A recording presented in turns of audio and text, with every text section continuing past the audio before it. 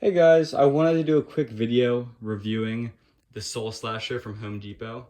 I'm gonna get straight to the point with stuff and talk about him, why I like him, the good things, the bad things, and everything in between, just so you guys don't waste too much of your time, but you also get to see and hear what I have to say about this guy, because I think he's really cool.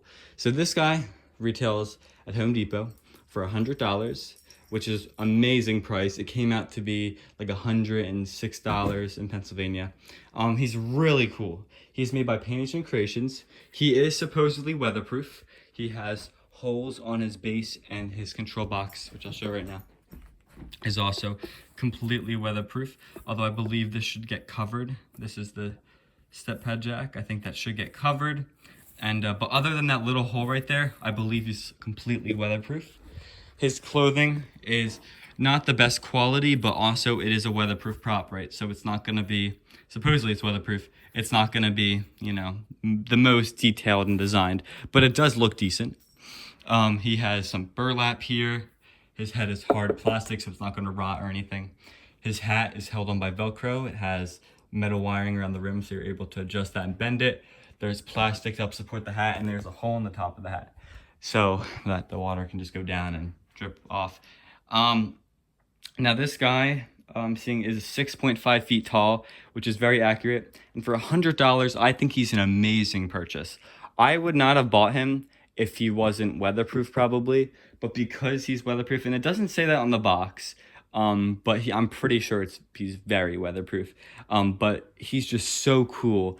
And if he wasn't weatherproof, I probably wouldn't have bought him. But I do think I'm so happy I bought him. And I went to like 7 different Home Depots trying to find him, and I finally found one a day or two ago. But let's take a look at his box real quick before I turn him on for you guys to see. He speaks 3 phrases. Now, one thing I don't like, one of my complaints, which I'll get to now, is that his hand, when you get him and on the box, is like that.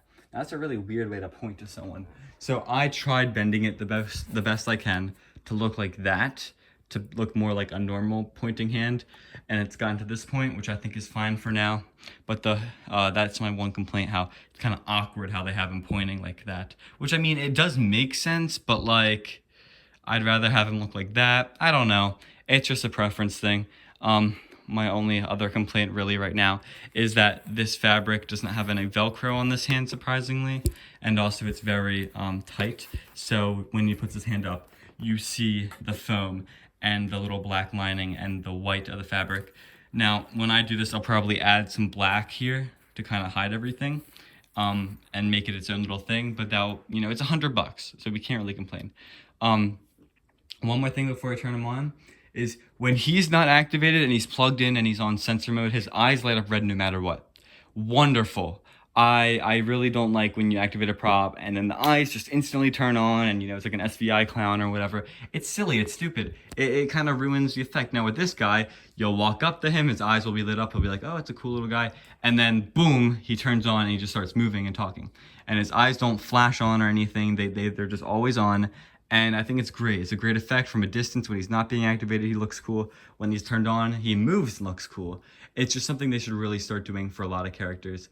And also make more things weatherproof. This is a perfect example of how weatherproof should be used, you know? I understand there's limitations when things are really advanced or things have certain pieces and new features like movements and stuff that are kind of new. It's hard to make that weatherproof.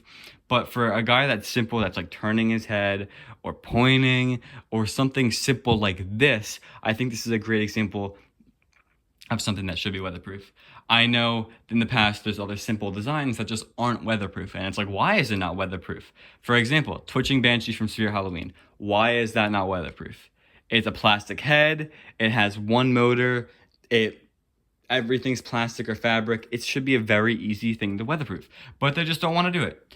They just think that the $3 more or the 10 cents more is going to be too much. And, you know, even if they raise the price $20 more, I'd still buy it because it's weatherproof.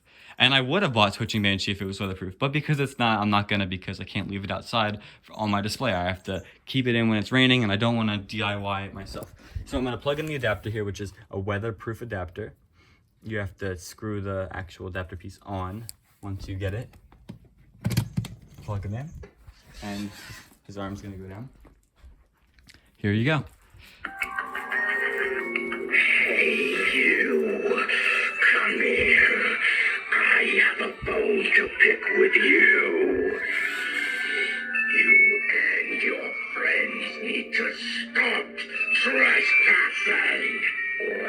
This cold, sharp blade will reap more than just my crops.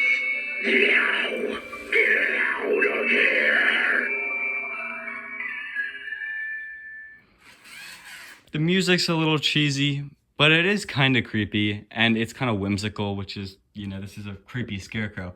I like his face design. Let's get on to phrase number 2. Well,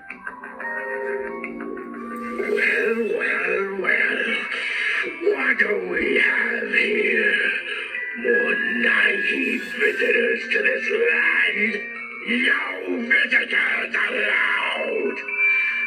Turn around and go away before parts of you become permanent decorations for our house.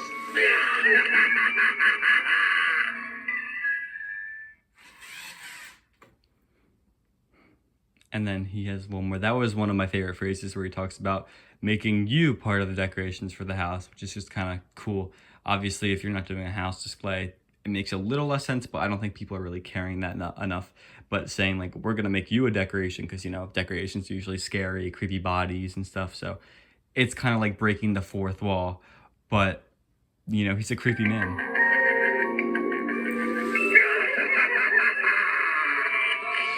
You again. This is no place for the ill-willed weak-minded. Turn back now, while you still have a chance. I always like to give them a head start before the chase.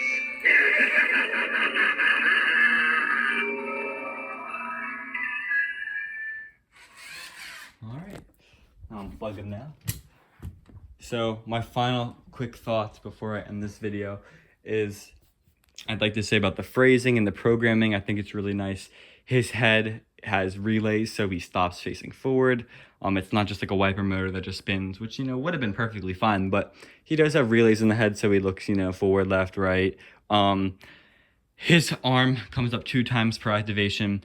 I think it's a very creative thing, like him saying, you're not supposed to be here. I think that's a very unique thing.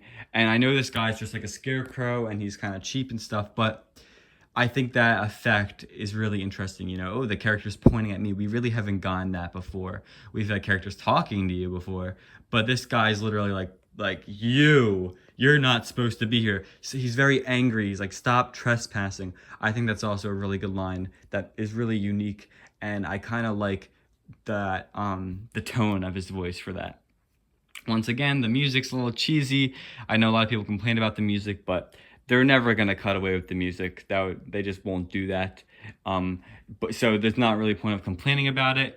His face sculpt is very nice. Sorry, it's a little blurry. His design is really cool. The burlap design is really awesome. And it is a really creepy design. I'm a Soul Sitter hater. I don't like that one, the one with the baby doll. I hate it. So I'm not buying her anything to go with this guy. I just think this guy is a really creepy looking scarecrow. And once again, for $100, you can't go wrong. His eyes stay lit after his activation, like I said. Perfect. What I'm going to be doing to this guy is probably put some blood on his blade, and that's about it. Just make it look like he has used this before on someone. And also add the Velcro or the black fabric to kind of hide the foam and stuff there. People complain about his pants being light. They do have some like brown shading. I think it's just part of the design, Not every scarecrow can be brown and brown, I think it's nice. His shoes don't have any detailing on them, paint-wise, but they do look like this. And then the fabric kind of just droops down and covers them like that. They do lock in place though, so they will look nice all season. And they're fine. They're just shoes. If you want to touch up this guy, it's great because he's only $100. You didn't spend $300 on this. When I buy something for a lot of money, I don't want to touch it up because it's so much money. This guy's $100. I'm gonna put him outside. If he gets sun faded or damaged, I wouldn't mind replacing his clothing or something because he was only $100. That's such a good price. Yeah, I don't mind putting the fabric or the blood because it's only $100 prop. It's so amazing, and that's why I'm so happy to use this guy because he's only $100. So if something breaks after a year or two, or he gets really sun faded or damaged, or I just want to add blood, I won't be like, oh, it was a $300 prop. I shouldn't do that because it was $100. Dirt cheap. in today's market. Not saying $100 isn't a lot of money, but yes, okay. Thank you for watching this video, and I will see you guys in another review at some point. See you guys, bye.